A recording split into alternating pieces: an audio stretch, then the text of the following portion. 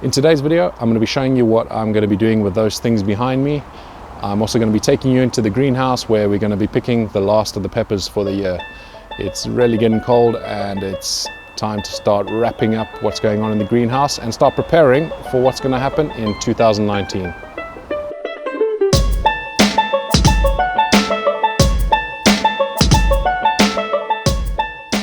Let's talk about those things over there. Those are IBC totes. There's two of them. And I managed to get a pretty good deal online. There's a company fairly close to me that were selling these for probably half the price of what I've seen them normally at on eBay. So I managed to get two of these, and they used to have AdBlue in them, which is just something that cars use. It's got urea in it, so it's water soluble. I'm not too worried about it in terms of my garden. And I need to give them a good clean anyway, though. It is water soluble, so it should be able to clean out quite quickly, which is why we have our pressure washer down there.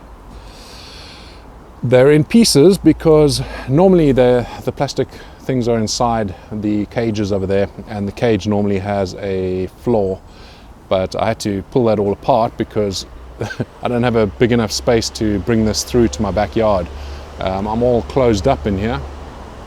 And if you look at the front of my house, we only have a small pathway down the side. So what we had to do is pull it apart, and my neighbor gave me a hand to lift it over his fence over here, which is why the ladder is there. So taking it apart was the only way we could really do it, because these things are pretty damn heavy. So that's the first thing we're going to do. We're going to give these a good clean, and then I'll explain a little bit more about how I'm going to use them.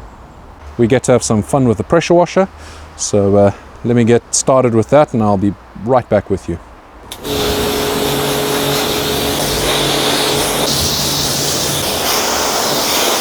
So for the moment, we've just put this over here on the patio area. We're not going to be using the patio for a little while. We have the other one sitting here behind the solar panel. So it kind of hides it and it doesn't look too obvious. So it's sitting over here.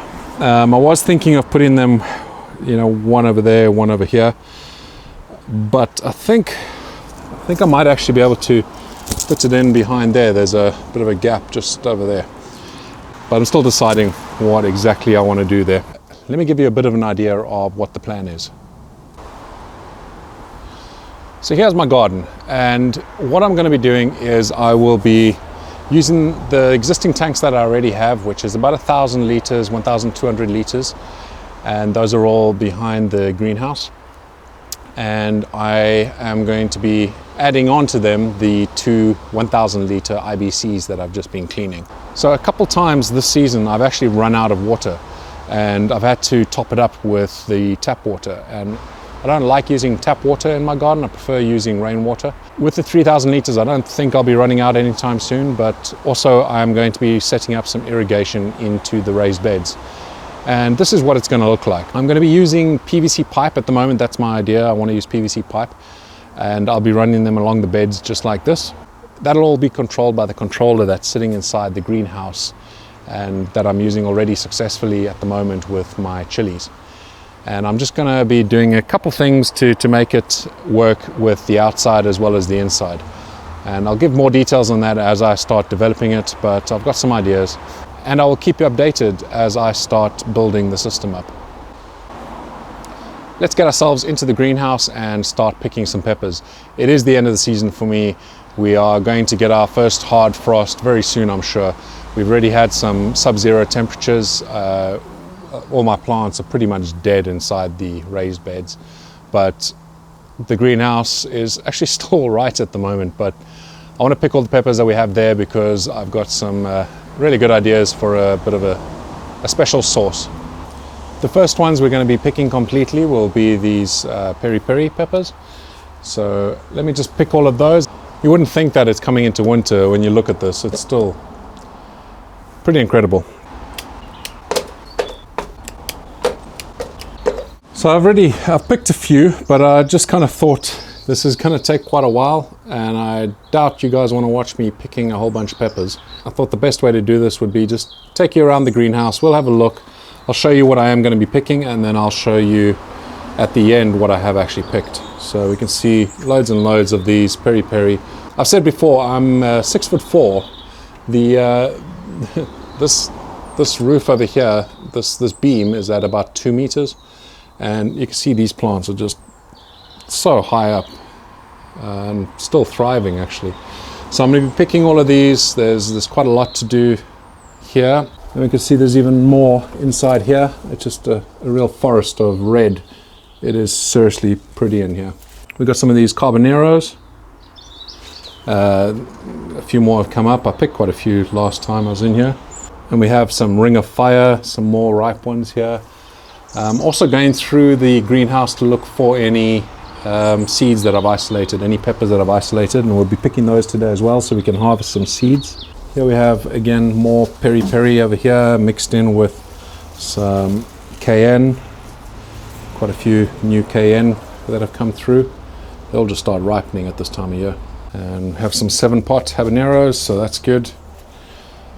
We'll have this one here which will be picked today. This is one of those that we've isolated. No more in there, but at least we'll get a few seeds from here. But we've got quite a few of these 7 pots ready, so that'll go well in the idea that I have.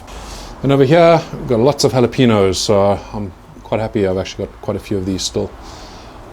We've got loads we can pick. I was messaging back and forth on my channel with one of my subscribers this morning, and I was saying that I'm interested in making some cowboy candy with the jalapenos, so I will be doing that, and should be videoing it. Hopefully I'll have some time to do that as well. We have some ripe jalapenos looking really nice. So we have a pepper in there, but I'm not sure that pepper is going to get ripe. So I'm going to pick all of these peppers and I will show you the results of the harvest. So I've finished picking the peri-peri peppers off these 2 plants, and I thought I'd just show something here. I hate doing this. I hate having to cut my plants down, but it is that time of the year, so it needs to be done. But these are the 2 plants that I was comparing from the beginning of the season. I was comparing them, one that I topped. So this one here is the one I topped. You can see I marked it with that little dot. And the other one over there is the one I didn't top. So these are the branches that I've taken off of them. It's a bit unfair for me to measure how many peppers came off each of these because I've been picking peppers all through the year. It's a bit difficult to isolate them completely like that. But there's the branches off here, a lot taller than the other ones. So these are the branches I cut off. And these ones over here from the one I topped. These are a little bit bushier, but to be honest, there's not much in it. And I think they probably produced similar amount of peppers. We can have a look at the base of the plant as well. And we can see the kind of growth that's come up from the bottom. Nice thick stem on the one that I topped, and very similar on this other one as well.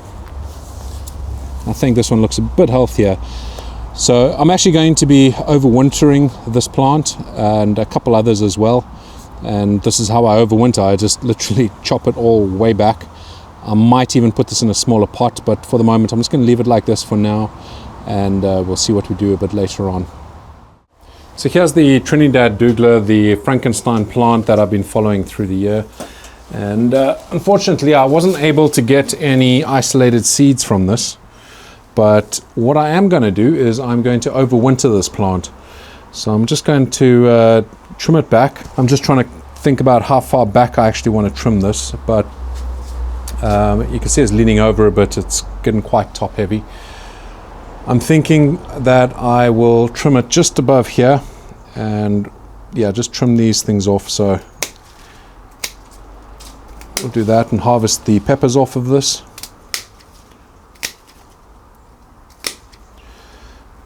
And what I'm going to do with this is just overwinter it inside my small greenhouse, which I'll show you that in a future video. I won't be doing that today, but I will explain in a future video how I'm going to be doing that. And obviously I'll take you through the season, well, the off season. I'll take you through that and show you how the overwintering works out. So let me just carry on with this, but I just wanted to show you what I was doing here before I actually did it. I think this one here I'm just going to do right at the base. Ugh, that's not nice and clean. You should try and make your cuts as clean as you can. This is depressing, but it has to be done, and it won't be long before we're starting our next season.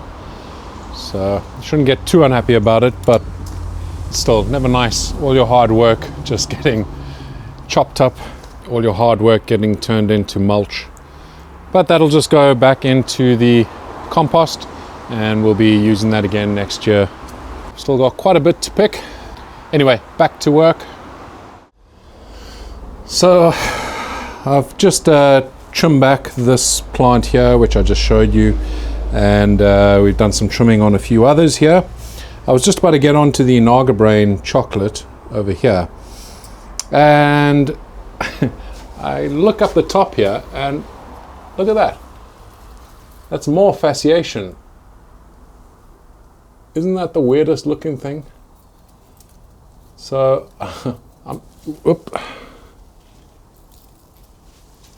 I'm trying to figure out, is it something in my soil that's causing this? That is the strangest looking pepper.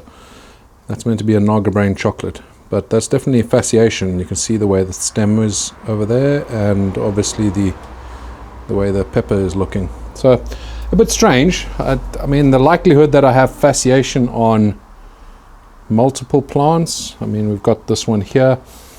We've got some other very thick ones. I mean, this 7-pot tab, I mean, that's really thick, but didn't look like obvious fasciation.